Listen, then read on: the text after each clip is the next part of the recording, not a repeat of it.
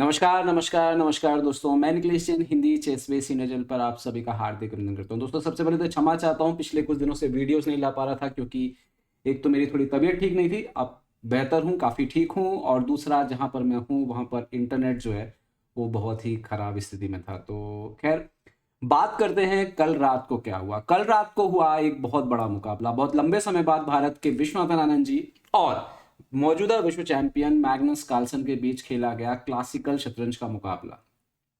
उस मैच में विश्वनाथन आनंद जी जीत के बेहद करीब पहुंच गए थे, बट किसी तरह मैग्नस कार्लसन अपने चित परिचित अंदाज में वापसी करने में सफल रहे। मैच ड्रॉ रहा, लेकिन इसके बाद नॉर्वे चेस का एक खास रूल जो है उसके तहत एक और मुकाबला हुआ। खास रूल क्या है कि अगर क्लासिकल का मैच ड्रॉ हो जाए तो भी एक आर्मागोदन खेला जाएगा। आर्मागोदन जिसमें व्हाइट को सफेद को जो है 10 मिनट और काले को 7 मिनट दिए जाते हैं, और अगर काले ने ड्रॉ कर लिया तो उसको जीता माना जाएगा, सफेद जीत गया तब तो वो जीता ही माना ही जाएगा। और ऐसे में जो पॉइंट्स का डिस्ट्रीब्यूशन होगा वो ऐसा होगा कि जो आर्मागोदन जीत जाएगा उसको 1.5 मिलेंगे, जो हार जाएगा उसको 1 अंक मिलेगा टोटल ओवरऑल उस मैच से। और जो क्लासिकल में सीधे जीत जाए तो उसको 3 अंक इस टूर्नामेंट में मिल रहे हैं। तो हम सब शुरू से जानते हैं। आनंद जी और कार्लसन के बीच मुकाबला खास इसलिए था क्योंकि आनंद जी लगातार जबरदस्त फॉर्म में है, लीड कर रहे हैं टूर्नामेंट को, और कार्लसन जो है ठीक उनके बराबर थे। तो ऐसे में ये बात थी कि कौन किसको जो है पीछे यहाँ पर छोड़ने वाला है। और संभावना जिसकी पूरी दुनिया कर रही थी कि कार्लसन ऐसा कर लेंगे, लेकिन वैसा हुआ नहीं, और जीत जो है मैग्नस कार्लसन के हाथों नहीं आई, बल्कि आई विश्वनाथन आनंद आनंद जी के हाथों में आर्मागोदन में। तो क्या है फिलहाल स्कोर? फिलहाल स्कोर है जैसा कि आप स्क्रीन में देख सकते हो। विश्वनाथन आनंद जी 10 अंकों के साथ पहले स्थान पर है, मैग्नस कार्लसन 9.5 अंकों के साथ दूसरे स्थान पर यहां पर चल रहे हैं। तो ये है ओवरऑल स्थिति। अब चलते हैं उस मैच की, और जिसकी भूमिका तो इससे पहले मुकाबले में आनंद जी ने बना ही दी थी। हालांकि इतनी जल्दी वो जीते हुए मैच को का झटका आप रहे कि जीत रहे थे मैच कार्लसन से और आप जीत नहीं पाए, और फिर उसके बाद आप टाई ब्रेक में जाके कार्लसन को हराओ, ये कितनी बड़ी बात है आनंद जी के लिए। अभी उनकी उम्र का तो जिक्र करने का कोई जो है अर्थ ही नहीं रह जाता है, क्योंकि मुझे लगता है कि वाकई आनंद जी के लिए वो एक नंबर ही है। चलिए अब देखते हैं मैच में क्या कुछ हुआ। मैच में यहाँ पे शुरुआत होती है E4 E5। आनंद जी सफेद मोहरों से खेल रहे थे। Night F3, night C6, bishop C4, night F6, D3, okay, bishop C5। और अब यहाँ पर आनंद जी लाइन चुनते हैं बिशप G5, जो कि सबसे मेन लाइन नहीं है। सबसे जो मेन लाइन खेली जाती है यहाँ पर वो है C3 हो गया, कासल हो गया, या फिर नाइट C3। ये 3 मेन लाइन खेली जाती है। तो आनंद जी ने यहाँ पे बिशप G5 का चुनाव किया, और कार्लसन यहाँ पे चुनते हैं बिशप E7, जो थोड़ा रेयर लाइन है। क्योंकि अगर आप देखो बिशप E7 के बाद जैसे नाइट C3 हुआ और आप जो है यहाँ पे D6 करते हो, तो एक प्रकार से ऐसा हुआ कि ब्लैक ने अपना एक मूव, मतलब एक तो ब्लैक पहले एक मूव पीछे होता है, ब्लैक ने अपना एक मूव बर्बाद किया। मतलब आप सोचो कि बिशप E7 डायरेक्ट आया होता तो सिर्फ एक ही मूव लगती। अभी यही बिशप C5 पे गया था और वापस E7 पे आया, तो इसका मतलब है कि ब्लैक ऑलरेडी एक मूव पीछे जा चुका है इस स्ट्रक्चर में, ठीक है, और मतलब एक एक्स्ट्रा मूव पीछे। आनंद जी ने यहाँ पे A4 खेला, जो कि बहुत ही रेयर लाइन है। यहाँ पर ऑलरेडी डाटाबेस में इतनी पोजीशन पे सिर्फ 30 गेम मिल रही है, उसमें भी आनंद जी जब A4 खेलते हैं तो डाटाबेस में सिर्फ आपको करयाकिन और एंटीपोव का एक मैच खेला गया है 2020 में, सिर्फ वो एक गेम मिलता है। ओके आनंद जी यहाँ पर ब्लैक ने कासल किया, और यहाँ पर अब आनंद जी खेलते हैं A5। अब ये जो मूव है ना, ये इंटरेस्टिंग मूव है A5, क्योंकि अभी आप देखो कि चूंकि ब्लैक का बिशप अब C5 पे है नहीं, जो कि इटालियन में हम कई बार देखते हैं, इटालियन राइलो पेज में, तो ब्लैक A6 वगैरह करता है ताकि बिशप के लिए जगह बने, और फिर B5 का ट्राई करता है। तो ब्लैक ने क्या किया हो कि अभी वैसा कुछ नहीं किया हुआ है। दूसरा, एक चुनौती अब हमेशा रहने वाली है कि ये बिशप एक बैड बिशप है, क्योंकि आपका E5 का पॉन फिलहाल फिक्स है डार्क कलर पे। ओके अब आनंद जी यहाँ पे करते हैं A5। अब इसका जो आइडिया था बेसिकली कि अगर आप A6 खुद से करने आ जाते हो यहाँ पर, और तो मेरे ख्याल से यहाँ पर व्हाइट को एक एक्स्ट्रा मूव जो है वो मिलती है, क्योंकि अभी भी आपका ये पीस जो है वो निकला नहीं है। और अगर आप अपना पीस निकालने की कोशिश करते हो तो एक तो बिशप E6 हो सकता है, इस पे व्हाइट खुद A6 ट्राई कर सकता है, जो कि बहुत ही इंटरेस्टिंग हो सकता है। और अगर आप B6 वगैरह खेलोगे तो स्ट्रक्चर को आप देखोगे तो व्हाइट जो है इसमें हैप्पी ही रहेगा, खुशी रहने वाला है। तो क्योंकि अब ब्लैक का कोई काउंटर प्ले जो है वो क्वीन साइड से वैसे ही काफी कमजोर यहाँ पे पड़ जाएगा। बिशप G4 खेला यहाँ पर मैग्नस कार्लसन ने। आनंद जी ने H3 खेला, बिशप से पूछा कि भाई क्या करोगे, उन्होंने एक्सचेंज कर दिया। Okay, queen into F3, now night D4, queen D1 वापस आते हैं। C6 किया यहाँ पर, D5 और B5 के स्क्वायर को कंट्रोल किया। आनंद जी ने कासल किया, B5 यहाँ पर खेलते हैं, बिशप पर अटैक करते हो। तो यहाँ पर शायद AB6 वगैरह खेला जा सकता था, लेकिन इससे आपको पता लगेगा कि आनंद जी का इस समय कॉन्फिडेंस कितना ऊपर चल रहा है। क्योंकि AB6 के बाद उन्होंने अगर ये लाइन खेलते तो देखिए ये इक्वल के आसपास जो है बाजी चली जाती है बिल्कुल। लेकिन आनंद जी ने क्या किया, बिशप को बचाया, क्योंकि कॉन्फिडेंस है इसके। ठीक पहले क्लासिकल मैच में वो कार्लसन को हराने के बहुत नजदीक थे। तो ये जो कॉन्फिडेंस होता है ये खिलाड़ी के चयन, जो मूव का चयन होता है, जो चालों का चयन होता है, उसको बहुत हद तक प्रभावित करता है। और वो आप बिल्कुल नीचे लेवल से लेकर के आप टॉप लेवल तक उसका असर आप साफ देख सकते हो। अगर खिलाड़ी का कॉन्फिडेंस बहुत ऊपर है तो वो अपने आप को जीतने की रेस में बनाए रखता है, और अगर उसका कॉन्फिडेंस थोड़ा सा भी डगमग है तो वो आसानी से ड्रॉ की तरफ भी खिलाड़ी जो है चले जाते हैं। तो यहां पर आप देखिए उन्होंने बिशप A2 खेला,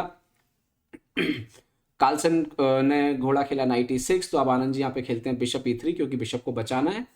A6 किया यहाँ पे ब्लैक ने, now queen F3, queen D7, सो नाइट E2, नाइट को रीग्रुप करते हुए, क्योंकि ना तो वो D5 जा रहा है ना वहां पे कोई काम नहीं है। तो सबसे एक इंपॉर्टेंट जगह क्या है, उसकी इंपॉर्टेंट बात क्या है कि कोई भी पीस जो काम नहीं कर रहा उसको आप काम दीजिए। ओके, D5 किया यहाँ पे ब्लैक ने। अब इस पूरी पोजीशन में ब्लैक का मेन प्रॉब्लम ये जा रहा है कि व्हाइट के पास तो दो बिशप है और दोनों अच्छा काम कर रहे हैं, लेकिन ब्लैक का जो बिशप है वो काम नहीं कर रहा है, और इस पॉन की वजह से वो बैड बिशप है। तो कार्लसन अच्छा प्लान करते हैं इसके बाद लगातार। और लेकिन मैं आपको एक बात यहाँ पे बता दूं कि यहाँ तक आते आते ऑलरेडी टाइम कंट्रोल था वहां पर, कार्लसन का टाइम काफी कम होने लग रहा था ऑलरेडी। सो यहाँ पर उन्होंने खेला D5, आइडिया वो बिशप को एक्सचेंज करना है। आनंद जी ने किया C3, बिशप C5 आता है ताकि वो बैड बिशप एक्सचेंज हो जाए।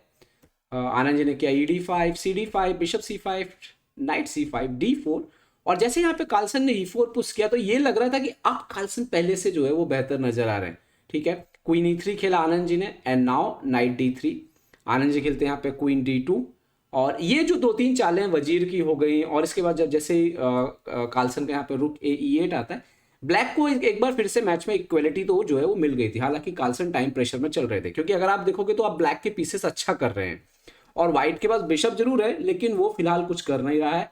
नाइट के पास भी अभी ज्यादा काम नहीं है, और दोनों रुक, ये रुक चलिए F1 का मान भी लेते हैं, ठीक है, पर ये वाला अभी भी गेम में आपको लाना बाकी है।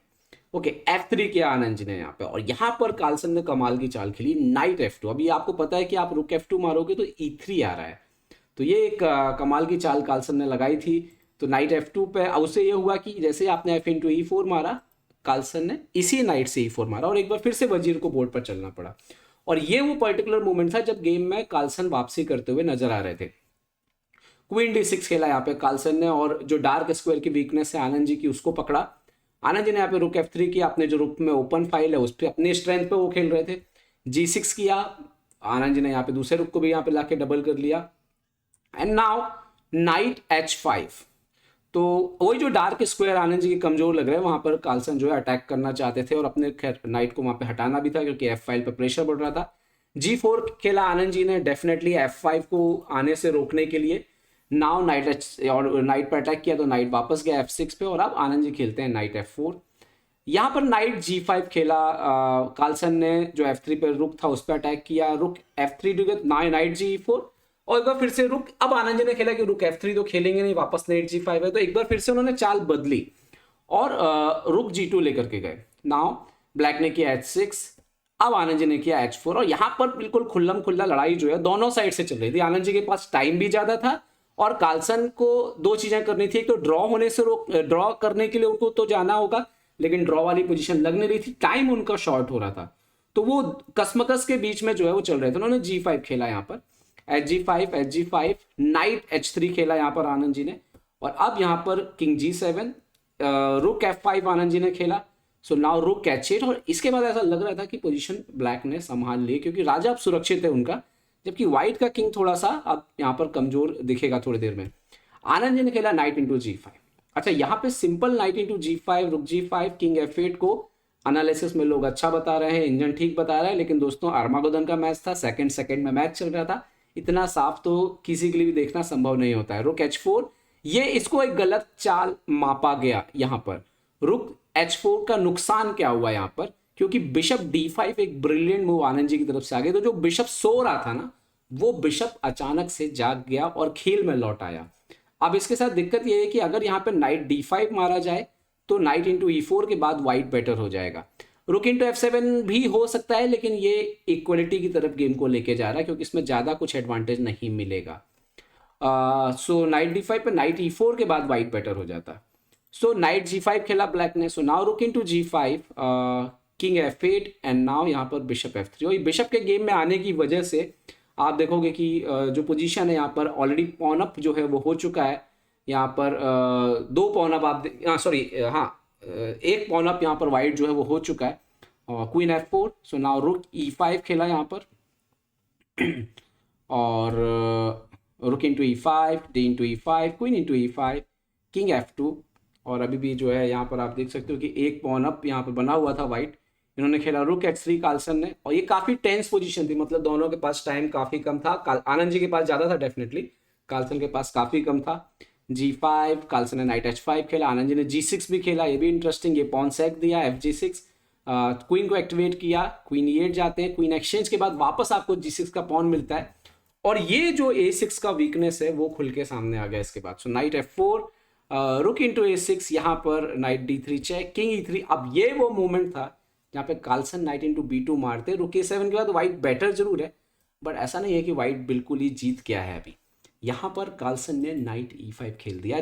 प्रज्ञानंदा का मैच याद आ गया होगा, ठीक उसी अंदाज में रुक से चेक आती है और ये नाइट मर गया यहाँ पर। अब आप ये सोच रहे होगे कि मैग्नस कार्लसन ने इतना बड़ा ब्लंडर कैसे किया। ये बिल्कुल आपके जेहन में ये बात जो है वो आनी चाहिए कि मैग्नस कार्लसन इतना बड़ा ब्लंडर कैसे कर रहे हैं। पर इसके पीछे कहानी है, वो 5 घंटे चला मुकाबला जहां पर आनंद जी कार्लसन को बिल्कुल हरा रहे थे और बिल्कुल कोई मौका नहीं दिया विश्व चैंपियन को, और उसके बाद फिर इस मैच में उन्होंने कोई मौका नहीं दिया। तो ऑलरेडी आनंद जी बेहतर थे, तो जब लगातार 6-7 घंटे तक आनंद जी कार्लसन को तंग कर रहे थे और लगातार बेहतर स्थिति में थे, तब जाके कार्लसन इस तरह की गलती जो है वो कर बैठते हैं, और समय भी उनके पास सेकंड्स में था। तो ये गलती जो है वो कार्लसन ने की है, लेकिन ये गलती विश्वनाथन आनंद जी ने कराई और एक बेहतरीन मैच जो है जीता। ना सिर्फ जीता बल्कि टूर्नामेंट में जो है अपनी बढ़त जो है उन्होंने बरकरार रखी है। उम्मीद करते हैं कि उनका ये प्रदर्शन जो है बना रहेगा आगे भी। क्या ही बोलूँ मैं, मेरे पास शब्द नहीं है। वाकई असाधारण विश्वनाथन आनंद जी, सलाम है आपको, सलाम है दोस्तों, सलाम है विश्वनाथन आनंद जी के इस असाधारण प्रदर्शन को। तो दोस्तों उम्मीद करते हैं वीडियो आपको पसंद आया होगा, पसंद आया तो लाइक शेयर सब्सक्राइब करना ना भूलें। देखते रहिए chess base India, chess base India के लिए मैं निकलेश जैन। जय हिंद दोस्तों, जय हिंद।